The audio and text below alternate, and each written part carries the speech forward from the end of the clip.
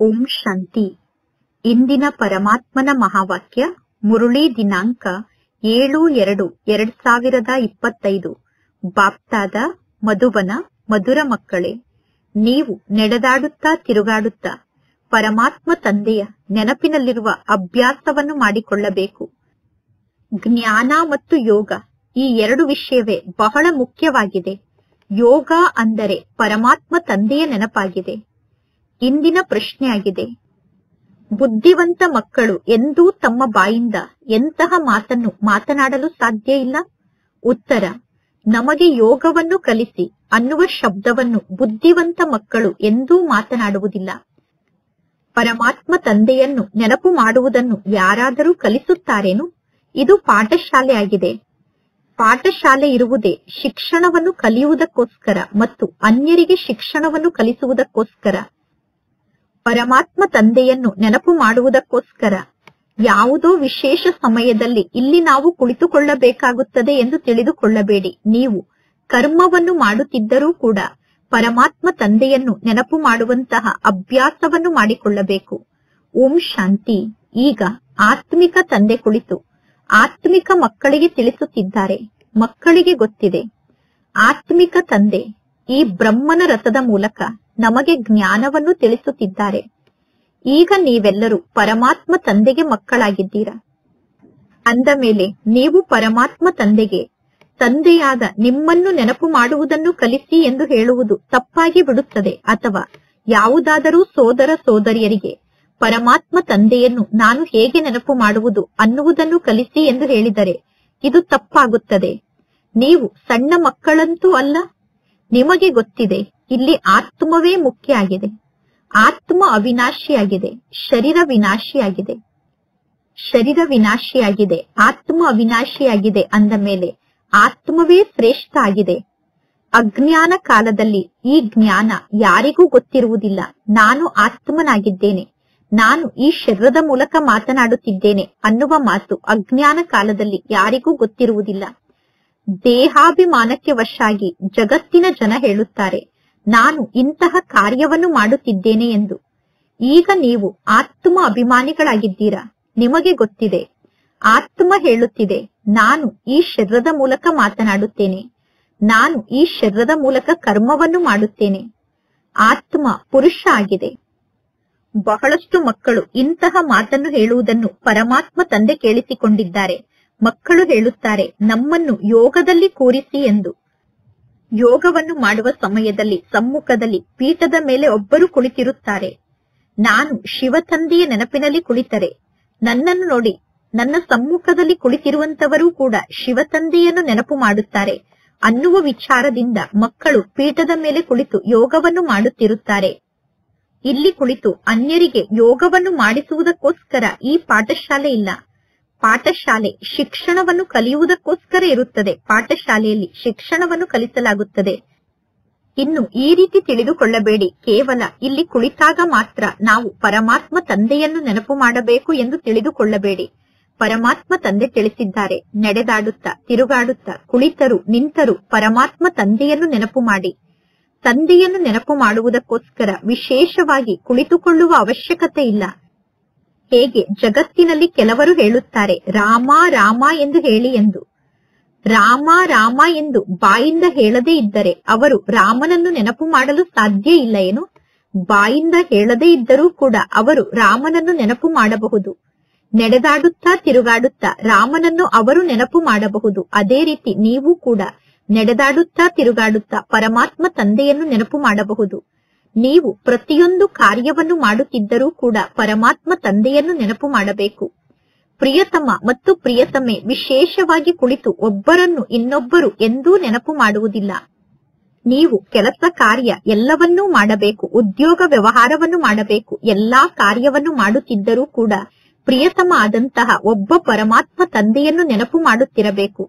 ಎಂದೂ ಈ ರೀತಿ ತಿಳಿದುಕೊಳ್ಳಬೇಡಿ, ಪರಮಾತ್ಮ ತಂದೆಯನ್ನು ನೆನಪು ಮಾಡುವುದಕ್ಕೋಸ್ಕರ ವಿಶೇಷವಾಗಿ ಯಾವುದಾದರೂ ಸ್ಥಾನಕ್ಕೆ ಹೋಗಿ ಕುಳಿತುಕೊಳ್ಳಬೇಕು ಎಂದು ತಿಳಿದುಕೊಳ್ಳಬೇಡಿ. ಮಕ್ಕಳಾದ ನೀವು ಗೀತೆ ಅಥವಾ ಕವಿತೆ ಮುಂತಾದದ್ದನ್ನು ಅನ್ಯರ ಸಮ್ಮುಖದಲ್ಲಿ ಹೇಳುತ್ತೀರಾ. ಪರಮಾತ್ಮ ತಂದೆ ತಿಳಿಸುತ್ತಾರೆ, ಈ ರೀತಿ ಗೀತೆಗಳನ್ನು ಹಾಡುವುದು ಕವಿತೆಯನ್ನು ಹೇಳುವುದು ಇದೆಲ್ಲ ಭಕ್ತಿ ಮಾರ್ಗದ ಪದ್ಧತಿಯಾಗಿದೆ. ಜಗತ್ತಿನ ಜನ ಶಾಂತಿ ದೇವ ಎಂದು ಕರೆಯುತ್ತಾರೆ. ಶಾಂತಿ ದೇವ ಎಂದು ಕರೆದು ಪರಮಾತ್ಮ ತಂದೆಯನ್ನು ನೆನಪು ಮಾಡುತ್ತಾರೆ. ಶಾಂತಿ ದೇವ ಎಂದು ಕರೆದು ಶ್ರೀಕೃಷ್ಣನನ್ನು ನೆನಪು ಮಾಡುವುದಿಲ್ಲ. ನಾಟಕದ ಅನುಸಾರ ಈಗ ಆತ್ಮವೇ ಅಶಾಂತ ಆಗಿದೆ. ನಾಟಕದ ಅನುಸಾರ ಈಗ ಆತ್ಮಕ್ಕೆ ಅಶಾಂತಿಯ ಅನುಭವ ಆಗುತ್ತಿದೆ. ಅಂದ ಮೇಲೆ ಆತ್ಮವೇ ಪರಮಾತ್ಮ ತಂದೆಯನ್ನು ಕೂಗಿ ಕರೆಯುತ್ತದೆ. ಏಕೆಂದರೆ ಪರಮಾತ್ಮ ತಂದೆ ಶಾಂತಿಯ ಸಾಗರ ಆಗಿದ್ದಾರೆ, ಸುಖದ ಸಾಗರ ಆಗಿದ್ದಾರೆ, ಜ್ಞಾನದ ಸಾಗರ ಆಗಿದ್ದಾರೆ. ಜ್ಞಾನ ಮತ್ತು ಯೋಗ ಅನ್ನುವಂತಹ ಎರಡು ಮಾತೆ ಮುಖ್ಯವಾದ ಮಾತಾಗಿದೆ. ಯೋಗ ಅಂದರೆ ಪರಮಾತ್ಮ ತಂದೆಯ ನೆನಪಾಗಿದೆ. ನಿಮ್ಮ ಈ ಯೋಗಕ್ಕೆ ಹೋಲಿಕೆ ಮಾಡಿದರೆ ಜಗತ್ತಿನ ಜನರ ಹಠಯೋಗ ಸಂಪೂರ್ಣ ಭಿನ್ನ ಆಗಿದೆ. ನಿಮ್ಮ ಯೋಗ ರಾಜಯೋಗ ಆಗಿದೆ. ನೀವು ಕೇವಲ ಒಬ್ಬ ಪರಮಾತ್ಮ ತಂದೆಯನ್ನು ನೆನಪು ಮಾಡಬೇಕು.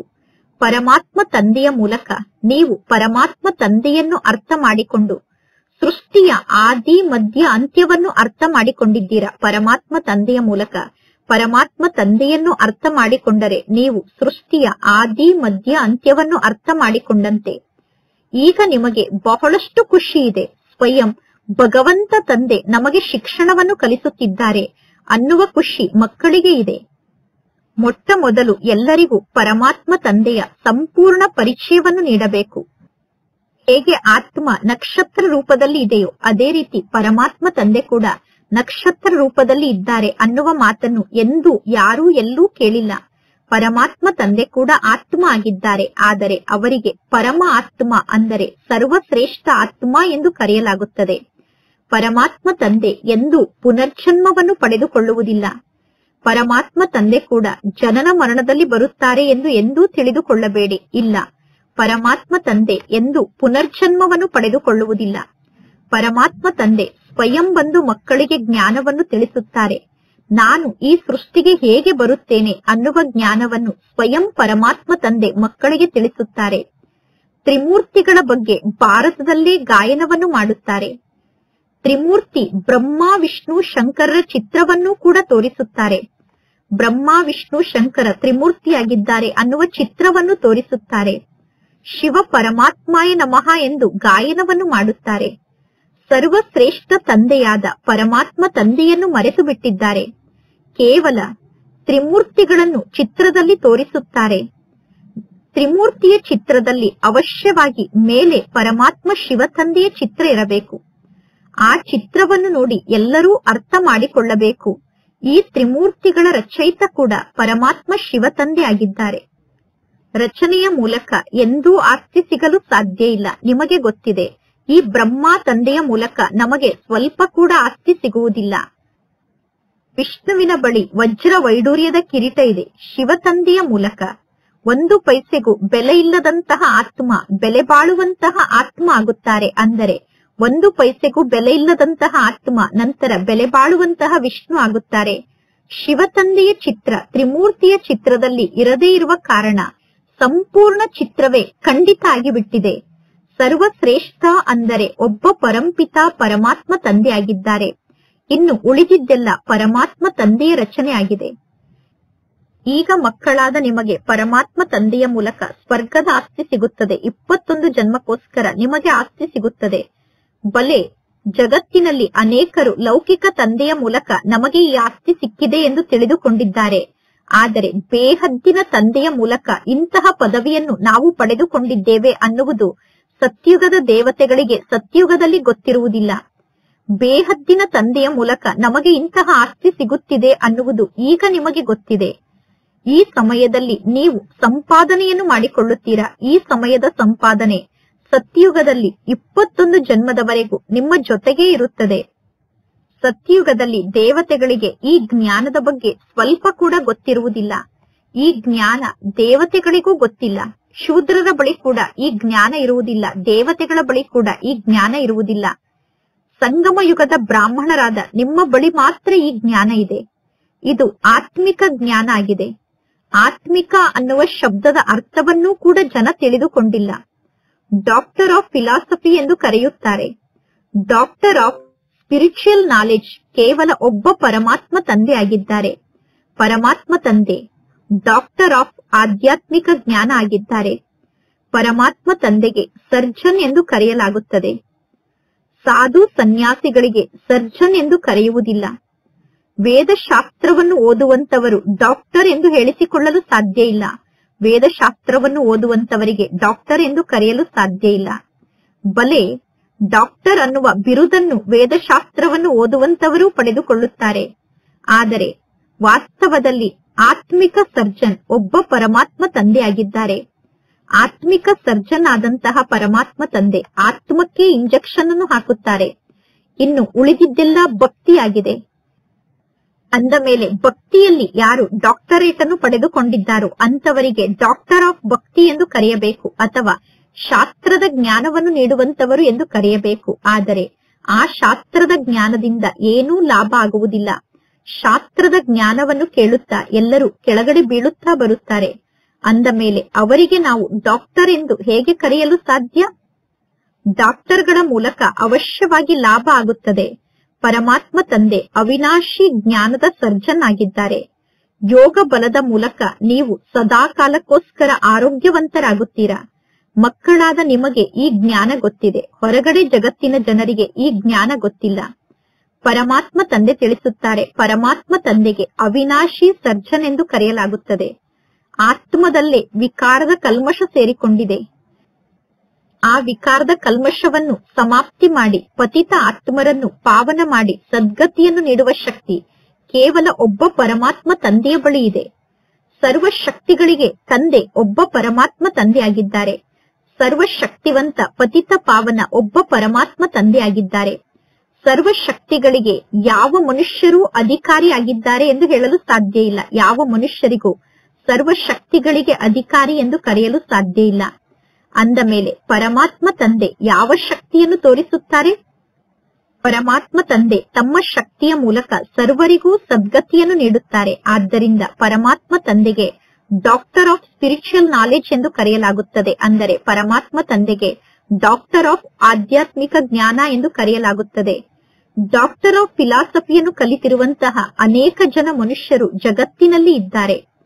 ಆಧ್ಯಾತ್ಮಿಕ ಡಾಕ್ಟರ್ ಒಬ್ಬ ಪರಮಾತ್ಮ ತಂದೆ ಆಗಿದ್ದಾರೆ. ಆತ್ಮಿಕ ಡಾಕ್ಟರ್ ಒಬ್ಬ ಪರಮಾತ್ಮ ತಂದೆ ಆಗಿದ್ದಾರೆ. ಅಂದ ಮೇಲೆ ಈಗ ಪರಮಾತ್ಮ ತಂದೆ ತಿಳಿಸುತ್ತಾರೆ, ಸ್ವಯಂ ಅನ್ನು ಆತ್ಮ ಎಂದು ತಿಳಿದುಕೊಂಡು ತಂದೆಯಾದ ನನ್ನನ್ನು ನೀವು ನೆನಪು ಮಾಡಿ ಮತ್ತು ಪವಿತ್ರರಾಗಿ. ನಾನೀಗ ಪವಿತ್ರ ಜಗತ್ತನ್ನು ಸ್ಥಾಪನೆ ಮಾಡುವುದಕ್ಕೋಸ್ಕರ ಈ ಸೃಷ್ಟಿಗೆ ಬಂದಿದ್ದೇನೆ. ಅಂದ ಮೇಲೆ ನೀವು ಪುನಃ ಏಕೆ ಪತಿತರಾಗುತ್ತೀರಾ? ನೀವೀಗ ಪಾವನ ಆಗಿ ಎಂದೂ ಪತಿತರಾಗಬೇಡಿ. ಸರ್ವ ಆತ್ಮರಿಗೂ ಪರಮಾತ್ಮ ತಂದೆಯ ಆದೇಶ ಆಗಿದೆ. ಗೃಹಸ್ಥ ವ್ಯವಹಾರದಲ್ಲಿ ಇದ್ದರೂ ಕೂಡ ಕಮಲ ಪುಷ್ಪದ ಸಮಾನ ಪವಿತ್ರ ಆತ್ಮರಾಗಿ ಇರಬೇಕು. ಬಾಲ ಬ್ರಹ್ಮಚಾರಿಗಳಾಗಬೇಕು. ನಂತರ ಪುನಃ ಪವಿತ್ರ ಜಗತ್ತಿಗೆ ನೀವು ಮಾಲೀಕರಾಗಲು ಸಾಧ್ಯ. ಇಷ್ಟೊಂದು ಜನ್ಮದಿಂದ ನೀವು ಪಾಪವನ್ನು ಮಾಡಿದ್ದೀರಾ. ಅನೇಕ ಜನ್ಮದಿಂದ ಪಾಪವನ್ನು ಮಾಡಿದ್ದೀರಾ. ಈಗ ತಂದೆಯಾದ ನನ್ನನ್ನು ನೀವು ನೆನಪು ಮಾಡಿದರೆ ಆ ಪಾಪ ಭಸ್ಮ ಆಗುತ್ತದೆ. ಮೂಲ ವತನದಲ್ಲಿ ಪವಿತ್ರ ಆತ್ಮರೇ ನಿವಾಸವನ್ನು ಮಾಡುತ್ತಾರೆ. ಪತಿತ ಆತ್ಮರು ಮೂಲ ವತನಕ್ಕೆ ಹೋಗಲು ಸಾಧ್ಯ ಇಲ್ಲ. ಬುದ್ಧಿಯಲ್ಲಿ ಈ ಜ್ಞಾನವನ್ನು ನೆನಪಿನಲ್ಲಿ ಇಟ್ಟುಕೊಳ್ಳಬೇಕು. ಸ್ವಯಂ ಪರಮಾತ್ಮ ತಂದೆ ನಮಗೆ ಶಿಕ್ಷಣವನ್ನು ಕಲಿಸುತ್ತಿದ್ದಾರೆ ಅನ್ನುವ ಮಾತು ಬುದ್ಧಿಯಲ್ಲಿ ಸದಾ ನೆನಪಿನಲ್ಲಿ ಇರಬೇಕು. ವಿದ್ಯಾರ್ಥಿಗಳು ಎಂದಾದರೂ ಟೀಚರ್ಗೆ ನಿಮ್ಮನ್ನು ನೆನಪು ಮಾಡುವುದನ್ನು ಕಲಿಸಿ ಎಂದು ಕೇಳುತ್ತಾರೇನು? ನೆನಪು ಮಾಡುವುದನ್ನು ಕಲಿಸುವ ಅವಶ್ಯಕತೆ ಇದೇನು? ಇಲ್ಲಿ ಯಾರಾದರೂ ಪೀಠದ ಮೇಲೆ ಕುಳಿತು ನಮಗೆ ಯೋಗವನ್ನು ಮಾಡಿಸಲಿ ಎಂದು ನೀವು ಬಯಸಬಾರದು. ಪೀಠದ ಮೇಲೆ ಯಾರಾದರೂ ಕುಳಿತಿರಲಿ ಅಥವಾ ಪೀಠದ ಮೇಲೆ ಯಾರು ಕುಳಿತುಕೊಳ್ಳದೇ ಇರಲಿ. ಯಾರೂ ಪೀಠದ ಮೇಲೆ ಕುಳಿತುಕೊಳ್ಳದೇ ಇದ್ದರೂ ಕೂಡ ಪರವಾಗಿಲ್ಲ. ನಾವು ಪರಮಾತ್ಮ ತಂದೆಯನ್ನು ನೆನಪು ಮಾಡಬೇಕು. ನೀವು ಇಡೀ ದಿನ ಉದ್ಯೋಗ ವ್ಯವಹಾರ ಮುಂತಾದದ್ದನ್ನು ಮಾಡುತ್ತಿರುತ್ತೀರಾ. ಉದ್ಯೋಗ ವ್ಯವಹಾರವನ್ನು ಮಾಡುತ್ತಾ ನೀವು ಪರಮಾತ್ಮ ತಂದೆಯ ನೆನಪನ್ನು ಮರೆತು ಬಿಡುತ್ತೀರಾ. ಆದ್ದರಿಂದ ಇಲ್ಲಿ ಯೋಗವನ್ನು ಮಾಡಲು ಮಕ್ಕಳನ್ನು ಕೂರಿಸಲಾಗುತ್ತದೆ. ಇಡೀ ದಿನ ಉದ್ಯೋಗ ವ್ಯವಹಾರದಲ್ಲಿ ತಂದೆಯ ನೆನಪನ್ನು ನೀವು ಮರೆಯುವ ಕಾರಣ ಇಲ್ಲಿ ನಿಮ್ಮನ್ನು ಯೋಗ ಮಾಡಲು ಕೂರಿಸಲಾಗುತ್ತದೆ. ಇಲ್ಲಿ 10 ನಿಮಿಷ ಅಥವಾ 15 ನಿಮಿಷ ಪರಮಾತ್ಮ ತಂದೆಯನ್ನು ಕುಳಿತು ನೆನಪು ಮಾಡಬೇಕು. ಮಕ್ಕಳಾದ ನೀವು ಕೆಲಸ ಕಾರ್ಯವನ್ನು ಮಾಡುತ್ತಿದ್ದರೂ ಕೂಡ ಪರಮಾತ್ಮ ತಂದೆಯನ್ನು ನೆನಪು ಮಾಡುವಂತಹ ಅಭ್ಯಾಸವನ್ನು ಮಾಡಿಕೊಳ್ಳಬೇಕು. ಅರ್ಧ ಕಲ್ಪದ ನಂತರ ನಮಗೆ ಪ್ರಿಯತಮ ಆದಂತಹ ಪರಮಾತ್ಮ ತಂದೆ ಸಿಗುತ್ತಾರೆ. ಈಗ ಪರಮಾತ್ಮ ತಂದೆ ತಿಳಿಸುತ್ತಾರೆ, ತಂದೆಯಾದ ನನ್ನನ್ನು ನೀವು ನೆನಪು ಮಾಡಿ, ಆಗ ನಿಮ್ಮ ಆತ್ಮದಲ್ಲಿರುವ ಕಲ್ಮಶ ಸಮಾಪ್ತಿಯಾಗುತ್ತದೆ ಮತ್ತು ನೀವು ವಿಶ್ವಕ್ಕೆ ಮಾಲೀಕರಾಗುತ್ತೀರಾ. ಅಂದ ಮೇಲೆ ನಾವೇಕೆ ಪರಮಾತ್ಮ ತಂದೆಯನ್ನು ನೆನಪು ಮಾಡಬಾರದು? ಸ್ತ್ರೀಗೆ ಯಾವಾಗ ಕಂಕಣವನ್ನು ಕಟ್ಟುತ್ತಾರೋ ಆಗ ಆ ಸ್ತ್ರೀಗೆ ಹೇಳಿಕೊಡುತ್ತಾರೆ, ನಿಮ್ಮ ಪತಿ ನಿಮಗೆ ಗುರು ಆಗಿದ್ದಾರೆ, ಈಶ್ವರ ಆಗಿದ್ದಾರೆ, ನಿಮ್ಮ ಪತಿಯೇ ನಿಮಗೆ ಸರ್ವಸ್ವ ಆಗಿದ್ದಾರೆ ಎಂದು. ಆದರೆ ಆ ಪತ್ನಿ ಪುನಃ ಮಿತ್ರ ಸಂಬಂಧಿ, ಗುರು ಮುಂತಾದವರನ್ನು ಬಹಳಷ್ಟು ನೆನಪು ಮಾಡುತ್ತಾರೆ. ಅಂದ ಮೇಲೆ ಅದು ದೇಹದಾರಿಗಳ ನೆನಪಾಯಿತು ತಾನೆ.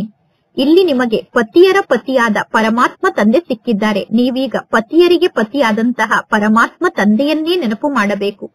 ಕೆಲವರು ಹೇಳುತ್ತಾರೆ, ನಮ್ಮನ್ನು ಯೋಗದ ಬಟ್ಟಿಯಲ್ಲಿ ಕೂರಿಸಿ ಎಂದು. ಬಟ್ಟಿಯಲ್ಲಿ ಕೂರಿಸುವುದರಿಂದ ಏನು ಲಾಭ ಆಗುತ್ತದೆ? 10 ನಿಮಿಷ ನೀವು ಇಲ್ಲಿ ಬಟ್ಟಿಯಲ್ಲಿ ಕುಳಿತುಕೊಳ್ಳುತ್ತೀರಾ. 10 ನಿಮಿಷ ನೀವು ಯೋಗದಲ್ಲಿ ಕುಳಿತ ತಕ್ಷಣ 10 ನಿಮಿಷ ಕೂಡ ಏಕರಸವಾಗಿ ತಂದೆಯ ನೆನಪಿನಲ್ಲೇ ಸ್ಥಿತ ಆಗಿರುತ್ತೇವೆ ಎಂದು ತಿಳಿದುಕೊಳ್ಳಬೇಡಿ. ಭಕ್ತಿ ಮಾರ್ಗದಲ್ಲೂ ಕೂಡ ಯಾರದ್ದಾದರೂ ಪೂಜೆಯನ್ನು ಮಾಡುವುದಕ್ಕೋಸ್ಕರ ಕುಳಿತುಕೊಂಡಿರುತ್ತಾರೆ. ಪೂಜೆಯನ್ನು ಮಾಡುವಂತಹ ಸಮಯದಲ್ಲಿ ಬುದ್ಧಿ ಬಹಳಷ್ಟು ಬೇರೆ ಬೇರೆ ಕಡೆ ಅಲೆದಾಡುತ್ತಿರುತ್ತದೆ.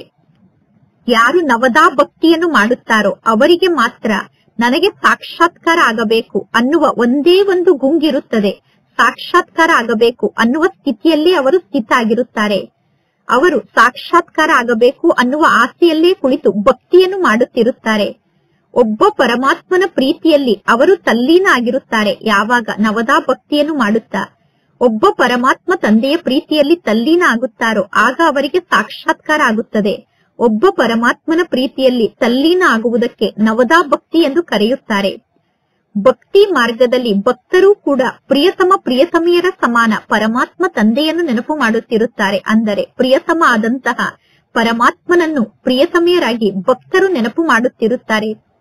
ಹೇಗೆ ಲೌಕಿಕ ಜಗತ್ತಿನಲ್ಲಿ ಪ್ರಿಯತಮ ಪ್ರಿಯತಮಿಯರು ಎಲ್ಲಾ ಕಾರ್ಯವನ್ನು ಮಾಡುತ್ತಿದ್ದರು, ಒಬ್ಬರು ಇನ್ನೊಬ್ಬರನ್ನು ನೆನಪು ಮಾಡುತ್ತಾರೋ ಆ ರೀತಿ ಭಕ್ತರು ಪರಮಾತ್ಮ ತಂದೆಯನ್ನು ನೆನಪು ಮಾಡುತ್ತಿರುತ್ತಾರೆ. ಪ್ರಿಯತಮ ಪ್ರಿಯತಮಿಯರು ಊಟವನ್ನು ಮಾಡುತ್ತಿದ್ದರು, ಪಾನೀಯವನ್ನು ಕುಡಿಯುತ್ತಿದ್ದರು. ಒಬ್ಬರು ಬುದ್ಧಿಯ ಮೂಲಕ ಇನ್ನೊಬ್ಬರನ್ನು ನೆನಪು ಮಾಡುತ್ತಿರುತ್ತಾರೆ. ಆ ಪ್ರಿಯತಮ ಪ್ರಿಯತಮೆಯ ಮಧ್ಯದಲ್ಲಿ ವಿಕಾರದ ಮಾತು ಇರುವುದಿಲ್ಲ. ಆ ಪ್ರಿಯತಮ ಪ್ರಿಯತಮೆಗೆ ಕೇವಲ ಒಬ್ಬರ ಶರೀರದ ಬಗ್ಗೆ ಇನ್ನೊಬ್ಬರಿಗೆ ಪ್ರೀತಿ ಇರುತ್ತದೆ. ಆ ಪ್ರಿಯತಮ ಪ್ರಿಯತಮೆಯರು ಒಬ್ಬರು ಇನ್ನೊಬ್ಬರನ್ನು ನೋಡದೆ ಅವರಿಗೆ ಇರಲು ಸಾಧ್ಯ ಆಗುವುದಿಲ್ಲ. ಈಗ ಮಕ್ಕಳಾದ ನಿಮಗೆ ಒಬ್ಬ ಪರಮಾತ್ಮ ತಂದೆ ತಿಳಿಸಿದ್ದಾರೆ, ತಂದೆಯಾದ ನನ್ನನ್ನು ನೀವು ನೆನಪು ಮಾಡಿದರೆ ನಿಮ್ಮ ವಿಕರ್ಮ ವಿನಾಶ ಆಗುತ್ತದೆ. ನೀವು ಹೇಗೆ 84 ಜನ್ಮವನ್ನು ಪಡೆದುಕೊಳ್ಳುತ್ತೀರಾ? ಬೀಜವನ್ನು ನೆನಪು ಮಾಡುವುದರಿಂದ ಸಂಪೂರ್ಣ ವೃಕ್ಷದ ನೆನಪು ಬರುತ್ತದೆ. ಇದು ವಿಭಿನ್ನ ಧರ್ಮಗಳ ವೃಕ್ಷ ಆಗಿದೆ. ಈಗ ಕೇವಲ ನಿಮ್ಮ ಬುದ್ಧಿಯಲ್ಲಿ ಈ ಜ್ಞಾನ ಇದೆ. ಭಾರತ ದೇಶ ಚಿನ್ನದ ಯುಗ ಆಗಿತ್ತು. ಈಗ ಈ ಭಾರತ ದೇಶ ಕಬ್ಬಿಣದ ಯುಗ ಆಗಿದೆ. ಗೋಲ್ಡನ್ ಏಜ್, ಐರನ್ ಏಜ್ ಅನ್ನುವ ಇಂಗ್ಲಿಷ್ನ ಶಬ್ದ ಬಹಳ ಒಳ್ಳೆಯ ಶಬ್ದ ಆಗಿದೆ. ಇದರ ಅರ್ಥ ಎಷ್ಟು ಚೆನ್ನಾಗಿದೆ. ಆತ್ಮ ಸತ್ಯ ಚಿನ್ನ ಆಗುತ್ತದೆ. ನಂತರ ಆ ಆತ್ಮದಲ್ಲೇ ಕಲ್ಮಶ ಸೇರಿಕೊಳ್ಳುತ್ತದೆ. ಈಗ ಆತ್ಮ ಸಂಪೂರ್ಣ ಅಸತ್ಯ ಆತ್ಮ ಆಗಿದೆ. ಆದ್ದರಿಂದ ಈ ಜಗತ್ತಿಗೆ ಕಬ್ಬಿಣದ ಯುಗ ಎಂದು ಕರೆಯಲಾಗುತ್ತದೆ. ಆತ್ಮ ಕಬ್ಬಿಣದ ಸಮಾನ ಆಗಿ ಕಬ್ಬಿಣದ ಯುಗದಲ್ಲಿ ನಿವಾಸವನ್ನು ಮಾಡಲು ಪ್ರಾರಂಭ ಮಾಡಿದಾಗ ಆತ್ಮದ ಆಭರಣ ಆದಂತಹ ಶರೀರ ಕೂಡ ಕಬ್ಬಿಣದ ಸಮಾನ ಆಗಿಬಿಡುತ್ತದೆ. ಈಗ ಪರಮಾತ್ಮ ತಂದೆ ತಿಳಿಸುತ್ತಾರೆ, ನಾನು ಪತಿತ ಪಾವನ ಆಗಿದ್ದೇನೆ. ಪತಿತ ಪಾವನ ತಂದೆಯಾದ ನನ್ನನ್ನು ನೀವು ನೆನಪು ಮಾಡಿ. ನೀವು ತಂದೆಯಾದ ನನ್ನನ್ನು ಕೂಗಿ ಕರೆಯುತ್ತೀರಾ, ಪತಿತ ಪಾವನ ಪರಮಾತ್ಮ ತಂದೆ ಬನ್ನಿ ಎಂದು. ಕಲ್ಪ ಕಲ್ಪದಲ್ಲೂ ನಾನು ಬಂದು ನಿಮಗೆ ಯುಕ್ತಿಯನ್ನು ತಿಳಿಸುತ್ತೇನೆ.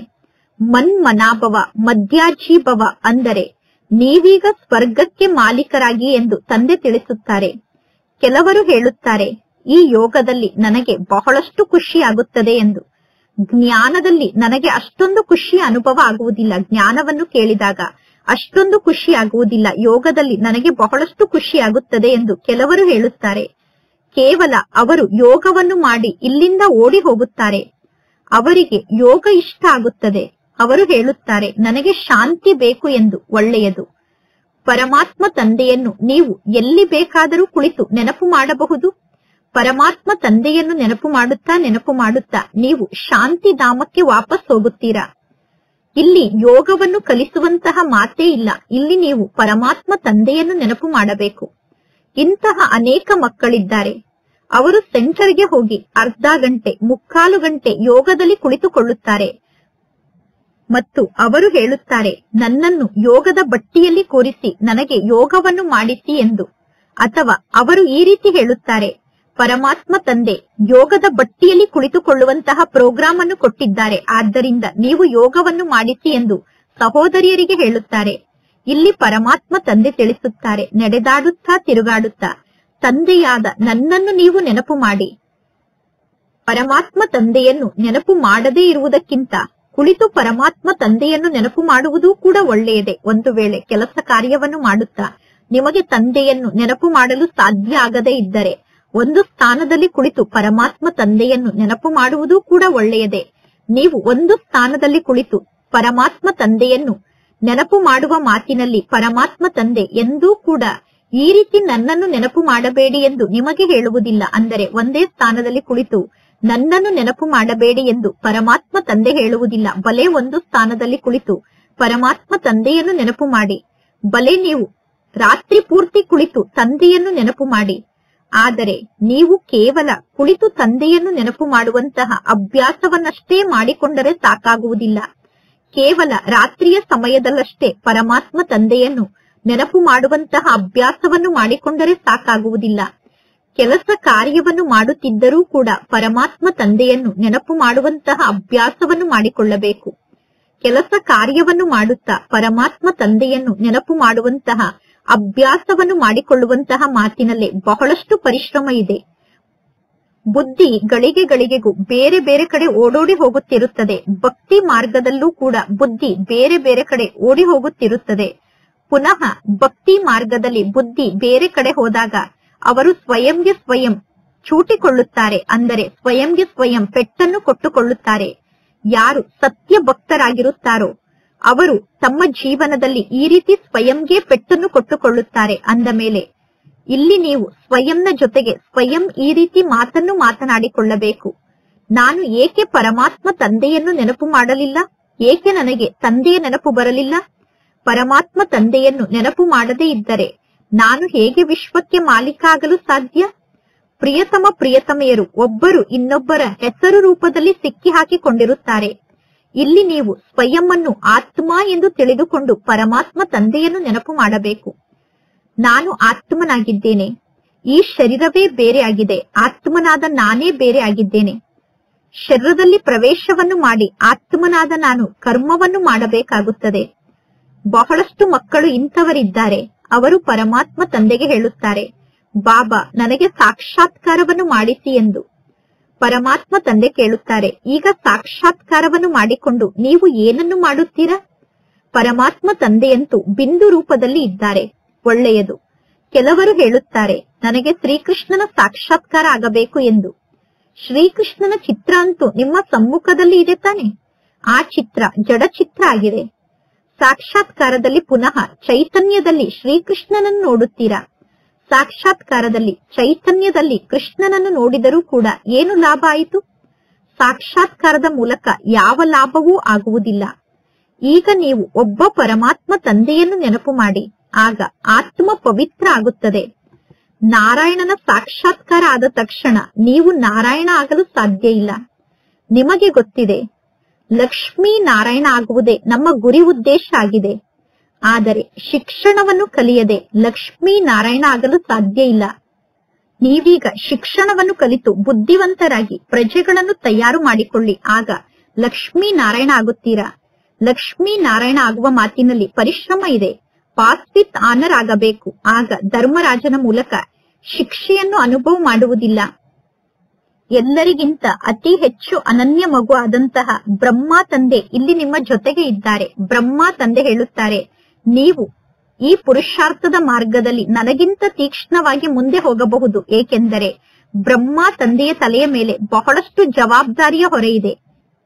ಇಡೀ ದಿನ ಬ್ರಹ್ಮ ತಂದೆ ಎಷ್ಟೊಂದು ವಿಚಾರವನ್ನು ಮಾಡಬೇಕಾಗುತ್ತದೆ. ಬ್ರಹ್ಮ ತಂದೆಯ ತಲೆ ಮೇಲೆ ಬಹಳಷ್ಟು ಹೊರೆ ಇರುವ ಕಾರಣ ಬ್ರಹ್ಮ ತಂದೆ ಇಡೀ ದಿನ ಬಹಳಷ್ಟು ಮಕ್ಕಳ ಬಗ್ಗೆ ವಿಚಾರವನ್ನು ಮಾಡಬೇಕಾಗುತ್ತದೆ.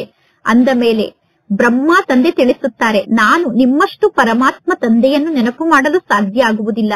ಭೋಜನವನ್ನು ಸ್ವೀಕಾರ ಮಾಡುವಾಗ ಸ್ವಲ್ಪ ಸಮಯ ಪರಮಾತ್ಮ ತಂದೆಯ ನೆನಪಿರುತ್ತದೆ. ಪುನಃ ನಾನು ಪರಮಾತ್ಮ ತಂದೆಯನ್ನು ಮರೆತು ಬಿಡುತ್ತೇನೆ ಎಂದು ಬ್ರಹ್ಮ ತಂದೆ ತಿಳಿಸುತ್ತಾರೆ. ಶಿವ ತಂದೆ ಮತ್ತು ನಾನು ಇಬ್ಬರೂ ಒಟ್ಟಿಗೆ ವಾಕಿಂಗ್ ಮಾಡುತ್ತಿದ್ದೇವೆ ಎಂದು ನಾನು ತಿಳಿದುಕೊಳ್ಳುತ್ತೇನೆ.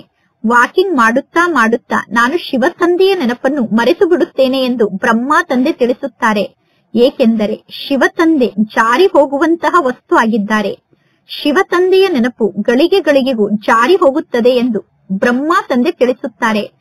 ಪರಮಾತ್ಮ ತಂದೆಯನ್ನು ನೆನಪು ಮಾಡುವ ಮಾತಿನಲ್ಲಿ ಬಹಳಷ್ಟು ಪರಿಶ್ರಮ ಇದೆ. ನೆನಪಿನ ಮೂಲಕ ಆತ್ಮ ಪವಿತ್ರ ಆಗುತ್ತದೆ.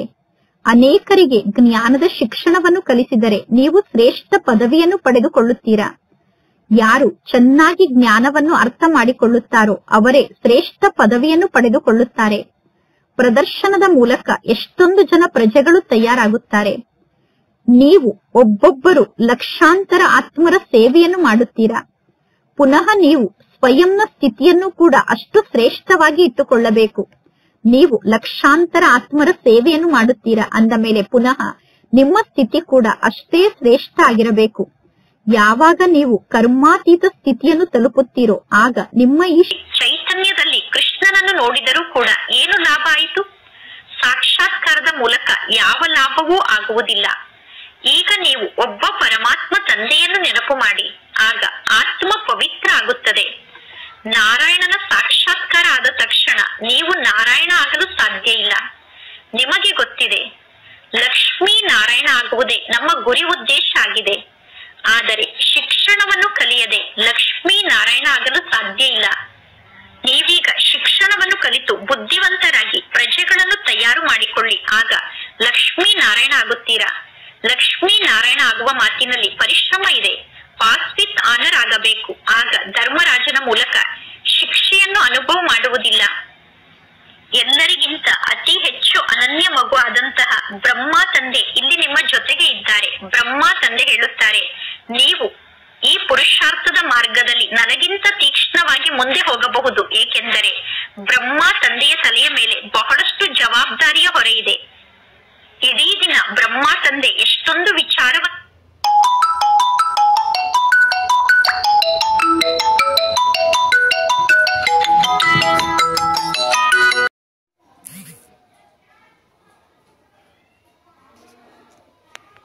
ಬ್ರಹ್ಮ ತಂದೆ ಹೇಳುತ್ತಾರೆ, ನೀವು ಈ ಪುರುಷಾರ್ಥದ ಮಾರ್ಗದಲ್ಲಿ ನನಗಿಂತ ತೀಕ್ಷ್ಣವಾಗಿ ಮುಂದೆ ಹೋಗಬಹುದು. ಏಕೆಂದರೆ ಬ್ರಹ್ಮ ತಂದೆಯ ತಲೆಯ ಮೇಲೆ ಬಹಳಷ್ಟು ಜವಾಬ್ದಾರಿಯ ಹೊರೆ ಇದೆ.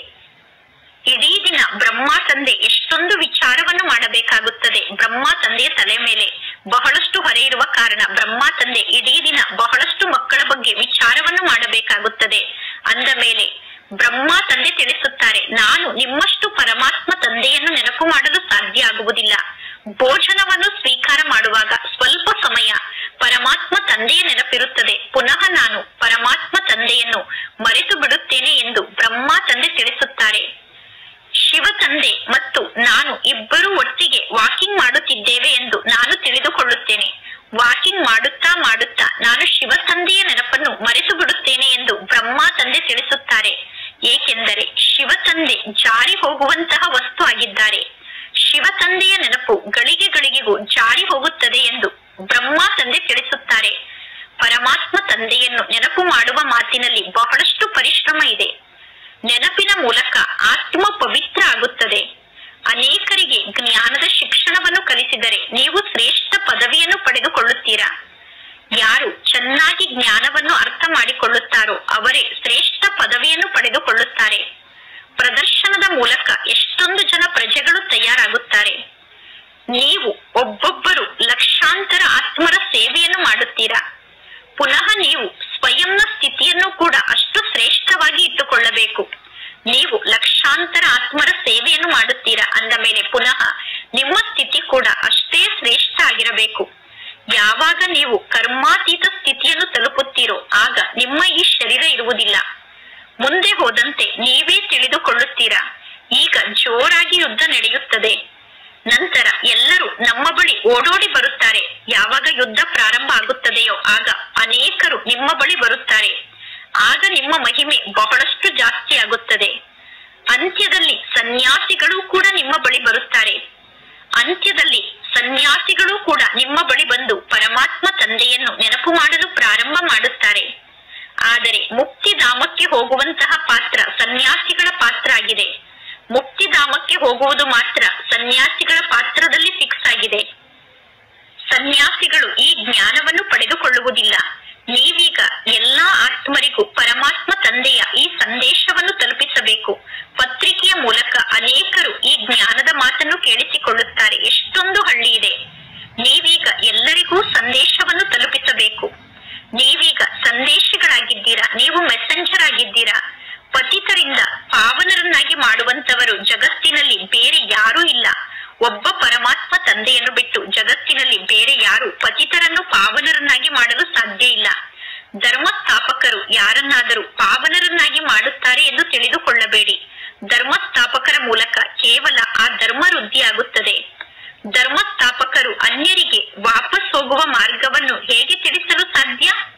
ಸರ್ವರ ಸದ್ಗತಿದಾತ ಒಬ್ಬ ಪರಮಾತ್ಮ ತಂದೆಯಾಗಿದ್ದಾರೆ. ಈಗ ಮಕ್ಕಳಾದ ನೀವು ಅವಶ್ಯವಾಗಿ ಪವಿತ್ರರಾಗಬೇಕು. ಬಹಳಷ್ಟು ಜನ ಮಕ್ಕಳು ಇಂಥವರಿದ್ದಾರೆ, ಅವರು ಪವಿತ್ರರಾಗಿ ಇರುವುದಿಲ್ಲ. ಕಾಮ ವಿಕಾರ ಮಹಾಶತ್ರು ಆಗಿದೆ. ಒಳ್ಳೊಳ್ಳೆ ಮಕ್ಕಳು ಕೂಡ ವಿಕಾರಕ್ಕೆ ವಶ ಆಗಿ ಕೆಳಗಡೆ ಬಿದ್ದು ಬಿಡುತ್ತಾರೆ.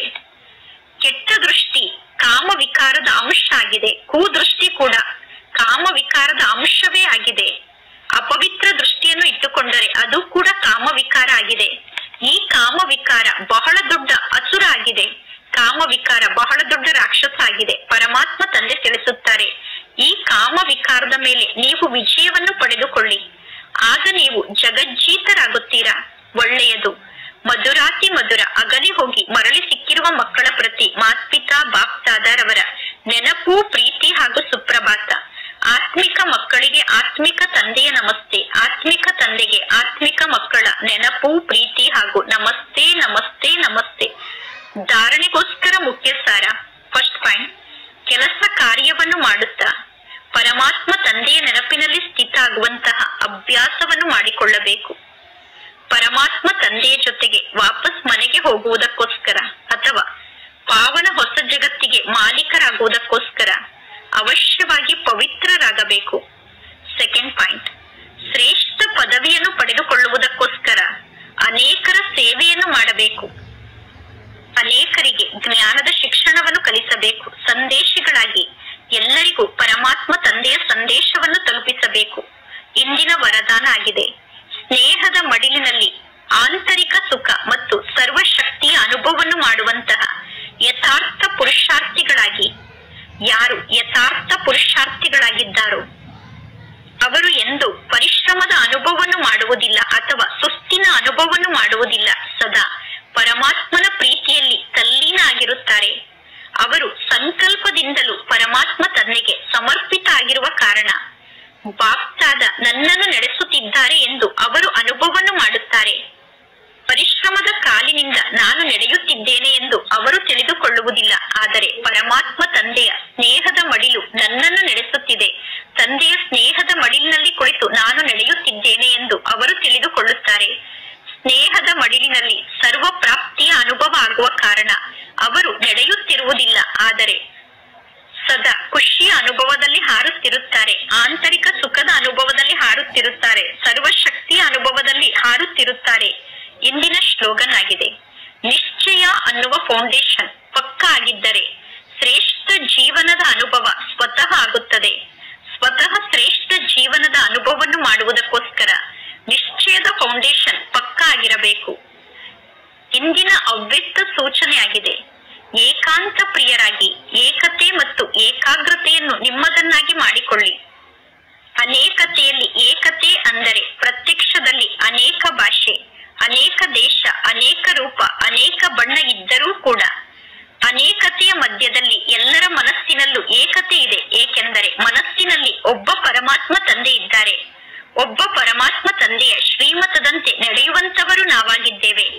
ಅನೇಕ ಭಾಷೆ ಇದ್ದರೂ ಕೂಡ ಮನಸ್ಸಿನ ಗೀತೆ ಒಂದೇ ಆಗಿದೆ, ಮನಸ್ಸಿನ ಭಾಷೆ ಒಂದೇ ಆಗಿದೆ. ಆದ್ದರಿಂದ ನಮ್ಮೆಲ್ಲರ ಮಧ್ಯದಲ್ಲಿ ಏಕತೆ ಇದೆ. ಒಳ್ಳೆಯದು. ಓಂ ಶಾಂತಿ.